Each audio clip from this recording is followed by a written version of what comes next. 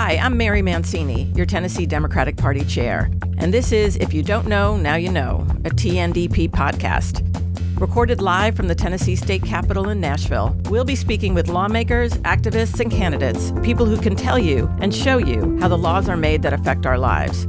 There's no shortage of issues to be covered about freedom, opportunity, equity, justice, and safety, and we'll hustle to keep you in the loop.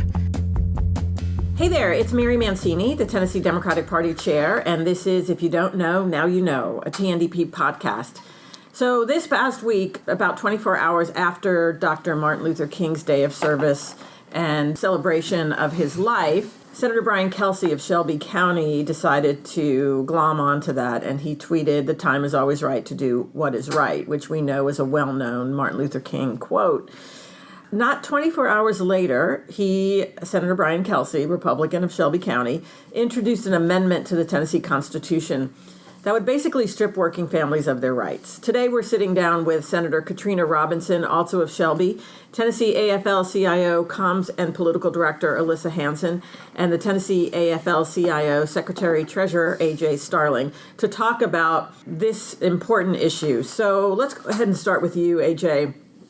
Describe right to work for us. Where did it originate from, and how does it affect Tennessee workers and families? Well, the short answer to what the right to work is the right to work for less here in Tennessee. It actually was enacted in 1947. It has been on the books. There's been no attempts to overturn that piece of legislation at any point. We have worked in this state and organized quite good in this state with the piece of legislation that's enacted. So it already exists as legislation, right? It's been on the books since, you said, 1947 here in Tennessee. Mm-hmm. So, Alyssa, why is Senator Kelsey at this point trying to enshrine this into our Constitution, and how do you see it affecting working families? Well, I'll start with the second part of that question first. And AJ touched on a lot of good points, but right to work, in essence, means that if you are employed in Tennessee and your workplace is represented by a union, you can reap the benefits of that representation. If you're disciplined at work, if your rights are violated, anything that the union can do for you, you can reap those benefits and not pay union dues. In essence, it's freeloading. So that is what right to work is. And Republican legislators like Senator Kelsey love to cite our right to work law as the reason why businesses love to relocate here. But what they don't cite is that states that have right to work laws have lower wages, have higher poverty rates. I mean, my gosh, in Tennessee, we have hospitals closing left and right. So just because it's a right to work state does not mean that it's this, bright, shiny thing that these legislators like to pretend it is. But what the interesting part is with Senator Kelsey is that he works for a Chicago-based law firm called the Liberty Justice Center. And along with the National Right to Work Legal Defense Foundation, these two entities were the lead counsel on the Janus versus AFSCME case that went before the Supreme Court in 2018. So Senator Kelsey is literally pushing legislation that directly benefits his employer. The conflict is pretty clear, and it's pretty evident where this piece of legislation came from. What was that case that you referenced? So Janus versus AFSCME, like I said, passed the Supreme Court in 2018, and it went after dues deduction, in essence. So now what Senator Kelsey does is he goes around the country, not in Tennessee, mind you, but goes around the country to all these different states suing the various unions to recoup dues that members paid pre-Janus. So he's going around using that. Again, his law firm represents these people who, said, well, given the Janus case, I want my dues back. And that's what he now does as his job, or what he does as his job. So basically, unions, which used to be very powerful in this country, and it's the reason why we have, a 40-hour work week. It's a reason why there's no more child labor. It's a reason why, weekends, you could go on and on. Weekends, vacations, healthcare. I think the biggest one that people forget is that it's the reason why our workplaces are safe, right? Like, they actually prevent, go ahead and research the Triangle Shirtwaist Factory fire, which started this entire movement. It didn't start, but it perpetuated a union movement to say, like, we need to come together and bargain to be safe in our workplaces. Like, that is the reason why we have unions. There has been a concerted effort in this country to remove any teeth from unions because they know that they are powerful, right? So it's not just about what's best for Tennessee. Let's just, put a fine point on it. This is about making unions as weak as possible and therefore making working people weaker. Absolutely. And, I have a hard time believing that Senator Kelsey, he may say that he knows what's good for Tennessee, but when he's, like I said, traveling around the country, I hardly believe that he knows what's truly good for Tennessee. Right, 100%. So we have Senator Katrina Robinson with us as well. And Senator, you were in the committee, the Judiciary Committee, or on the Judiciary Committee yesterday that first heard this Kelsey amendment to our Constitution. First, can you explain a little bit about what the process is for a bill becoming a law, first of all, but then also this constitutional amendment? It's not an easy process to amend the Constitution, but how we amend the Constitution in this state. So, two separate ways. So the bill becomes a law. The lawmaker writes the legislation. It is then put before a committee that has the expertise to hear topics related to that piece of legislation. The committee votes on that. If it gets a majority vote, it may move on to another committee that may have a say-so on that topic.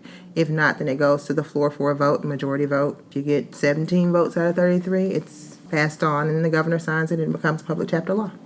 It has to go through the House, though, too, right? Yes, on both sides. So it has so 33 senators. 33 senators, 99 reps, yes. Yeah, okay. So the difference with the constitutional amendment, it has to be read aloud 3 times. They have to have a majority vote the first time and then 2/3 majority vote on the second vote. So it has to go through 2 assemblies, basically. Oh, wow. Okay, right. So an assembly is what happens between January and whenever. So an assembly is 2 sessions. So this 111th assembly started in January 2018, and it'll conclude in April of 2020. This is 2020, right? No, January 2019. It'll conclude in April 2020. I'm sorry, all my years and days run together. But it'll conclude this year in April. Okay. And so then it'll have to go to the next assembly, which starts January of 2021. Yes. Then it'll go on to the ballot as a referendum. Yes. Wow, okay. So, in essence, it seems as if there's a rush to do this now because Senator Kelsey stated in committee that he's had this legislation on his platform or on his desk since 2010. And so my question to him was, since you've had it since 2010, why the urgency now? Where did it come from? Mm-hmm. And of course, there are issues with thoughts around the re-election or the election of 2020, what's going to happen. Most times when there's a rush to make a constitutional amendment, it's in anticipation of them losing the majority in the Senate or the House. Oh, interesting. Okay. Yeah. So basically, let's get this done before we don't have control anymore. Right. Yeah. Because things are changing. Because they need the majority, the 2/3 majority vote. Right. Yeah. And things are changing in the state. Let me just interject as we talk about the importance of voting. If you are concerned with workers' rights, women's rights, just on and on, gun safety, that the importance of voting is paramount because so many laws, and you could speak to this, but so many laws that affect these things that happen to you on a daily life are done at the state level, right? So now it's 2020. We have a presidential election, and everybody's talking about the presidential election. Well, we have to, as Democrats, make sure that we have a large turnout to get out of the superminority in the state house and to get more state senators in the legislature so that we can actually have some teeth and stop some of this legislation. Absolutely. So the question becomes is what is his motivation for doing it? Or let's put it this way. Yesterday during the committee hearing, there was some very pointed arguments against making this now enshrined in our Constitution. It's already a law. And actually, when you hear some of the things that were stated, you think, well, why don't we just repeal this law, right? Mm-hmm. We really should. Senator Kyle noted, one of your colleagues noted that the median household income in right-to-work states is 13% less than when compared to states that are allowed to free bargain. Mm-hmm. Do you remember what the rebuttal was for that and any of the other questions that you asked? Committee's funny. So you can ask. Funny, haha, funny, or funny like I'm funny like a clown, funny, yeah. No, committee's really funny because the sponsor stands there and they present, their bill and the research and data that they have behind it. They call for witnesses to testify, and you ask a question, they don't necessarily have to answer it. Especially when they have the majority vote on the committee. So a lot of the questions that we asked yesterday went unanswered. And your statement about voting was very appropriate. So when you talked about Brian Kelsey, what did he say? He gave a MLK quote on Monday. Yes, he said the time is always right to do what's right. Right. But MLK had like a specific quote about right to work laws. Yes, he did. So, can I read it? Yes, okay, absolutely. So in 1961, when Martin Luther King was asked about right to work laws, his quote was, "In our glorious fight for civil rights, we must guard against being fooled by false slogans such as right to work. It is a law that robs us of our civil rights and job rights. Its purpose is to destroy labor unions and the freedom of collective bargaining by which unions have improved wages and working conditions of everyone. Wherever these laws have passed or exist in our case, wages are lower, job opportunities are fewer, there are no civil rights. We do not intend to let them do this to us. We demand the fraud be stopped. Our weapon is our vote." That's in 1961. Wow. It's 2020, and this has not changed. Right. When you listen to these words, he's describing the state of Tennessee. You know, Tennessee touts itself on being a low-wage state. And so if we continue to support laws and amendments like this, then we are continuing our whole marketing plan of us being a low-wage state. And it's so important that you said marketing plan, because what do the Republican legislators in this state do with the fact that we are number one in minimum wage jobs in the country? We have the most minimum wage jobs in the country. What do they do with that information? So they try to lead with that to attract businesses to come to Tennessee, some of which stay and some don't. And they fool us into thinking that we're bringing 400 jobs here to Memphis, or we're bringing 600 jobs to Nashville, or the 600 low-paid jobs, or jobs that don't have collective bargaining. I was actually a part of a union in my first real job. I think I shared this with AJ or maybe Billy once. But I was a CWA member. And when I was a CWA member, I mean, I was 19 years old. I didn't know the value of having a union until I became a nurse. It's totally different. But the CWA union, they helped us to have benefits where I didn't have to pay any money to have my kid. You know, I had paid leave. It was very beneficial to me. And I remember thinking, like, why does everybody not contribute to the union? Why are you not contributing, but you get the same benefits that I get? How is that fair? But I understood the purpose of me contributing because I wanted my union to be around. Right. But a lot of people don't understand that. Yeah, it's incredible. You mentioned the committees. I want to just go back to the process again because you mentioned the committees. Democrats being in the super minority, having 5 out of 33 senators and 26 out of 99 House members. And these bills, these bills have to go through committees. What are the makeups of the committees now? Because we have so few. Again, I'm saying it's important to vote for your state House and state Senate members, and here's the reason why. Yeah, so we got 5 senators out of 33 that are Democrats. We need 8 more seats to bust the supermajority. I think it's about the same in the House, but a little bit more probable in the House. Yeah. Because, in situations like this, we're rendered powerless because we don't have the numbers. So in our committee, which was Judiciary that we first heard it in, there are 9 people on the committee and 2 of them are Democrats. It's going to go to the Finance Committee where there are 9 people on the committee and 2 of them are Democrats. So you're guaranteed to have a 7-2 vote. So guaranteed. Yeah. And we've seen in the past what happens when a Republican doesn't vote the way the majority wants him to vote, right? There's usually consequences. Backlash, yeah. Very, very quickly. People learn to fall in line. And so you guys as lobbyists, right? I mean, can you share a story with us about when you went to a legislator, you don't have to say their name, but maybe they said, well, we agree with you, but we have to vote with, oh my God, crickets. Well, yeah, we lobby a lot of the legislators, and if it's a union bill in particular, not necessarily this right to work bill, or right to work for less bill, they say, well, I hear what you're saying, I understand it, but my people tell me I need to vote this way. We constantly hear that. And they look at the makeup of the committee, as Senator Robinson said, and they know that they can hide behind that committee vote being a negative vote. And so they can tell us one thing, but in reality, when it's time to vote, it's a different story. So we constantly run against that all the time. Yeah. I want to commend Senator Robinson for her stance on Tuesday's meeting. On the committee, she brought some excellent questions, but they weren't asked, and they didn't answer them. The senator didn't ask them. So this is the kind of thing and that we have to continue to fight bring the truth to power, and that's what we're going to do. We may lose continuously, but the change will happen. Yeah. So, Senator Robinson, speaking to the committee meeting that AJ just referenced, you asked Kelsey to elaborate on the type of economic boost that these states have seen as a result of adding right to work for less to the Constitution, because other states have done it. And he just wouldn't answer the question and dodged it. He was fumbling around, and then finally he said, "They have not shrunk." Can you tell us, there's a complete lack of awareness and disregard for how constituents feel, especially from the same town. How does that, what are your thoughts about that when you were trying to push him to answer a specific question and he wouldn't?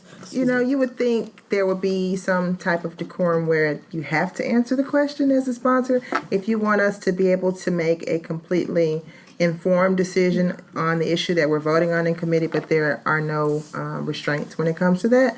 And so I fully expected him not to answer the question because he knows the answer to the question. There's not been an economic boost seen.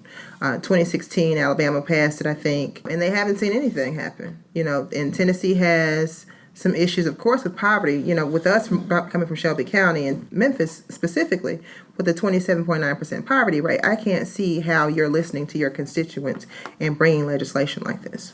Right. And that is amazing, right? Because there were other very pointed questions that you and your colleague asked, and it is just, it's laughable how they don't address the actual policy with anything resembling the truth. Yeah, there's a bit of entitlement, when you have a supermajority, it's kind of, this aligns with what my party wants to do, this is what I'm going to write, and I'm going to have the votes, and it's going to get passed. I don't have to answer anything that you ask me because I already know the outcome.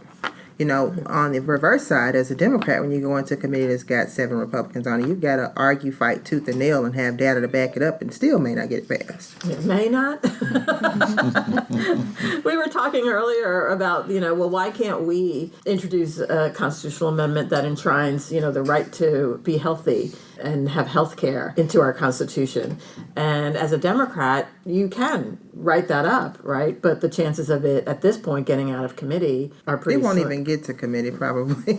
So they have that much control. They can even decide what gets put on the calendar for that committee. In the House, yeah. Yeah, wow. So again, let's talk about the importance of voting because these are issues that affect everyone, like you said, when you first started out, that affect all working people. Everyone in the state of Tennessee, no matter where you live, you should have the same quality of life as other people that live in this state or in other states. Yeah. Bottom line, full stop. Democrat or Republican, there at least has to be some balance in the state legislature. It's never good when one party has too much balance. There's a thing going around and it's blue no matter who, right? Like in terms of the presidential election. And I think that that's good in some ways, and it should be applied to state House and state Senate races here. But more importantly, as a voter, you want to be an informed voter, and you want to think about what candidate aligns the most with your values, and then vote for that candidate.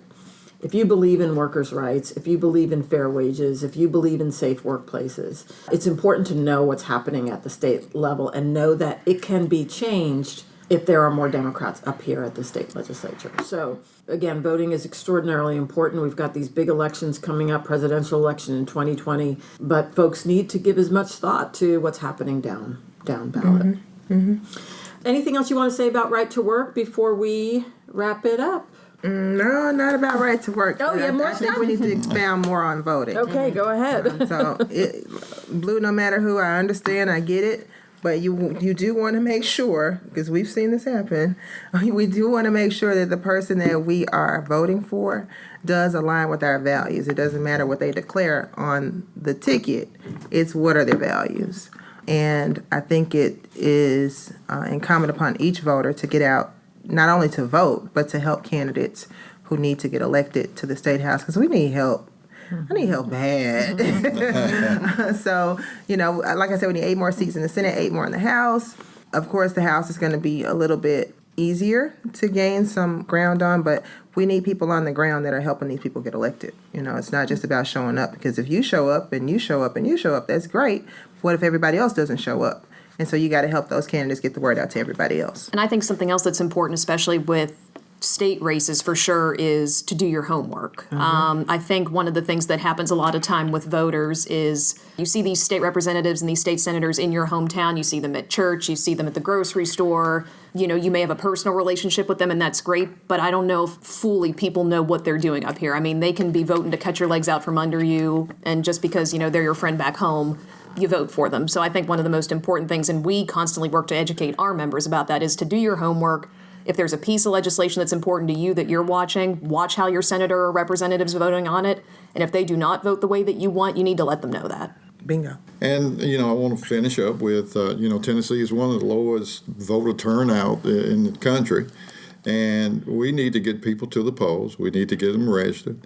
And we need to bring somebody to the polls with us. If you don't like what's going on in your city, county, and state, then you can make a difference by voting. 100%. That's a good way to end this this inaugural podcast of If You Don't Know, and Now You Know, the TNDP podcast. I want to thank our guests today, Senator Katrina Robinson, Shelby County. Thank you for being here. Thank you. Tennessee AFL-CIO Communications and Political Director, Alyssa Hanson. Thank you for having us. And Tennessee AFL-CIO Secretary Treasurer, AJ Starling. Thank you. As always, great to see you.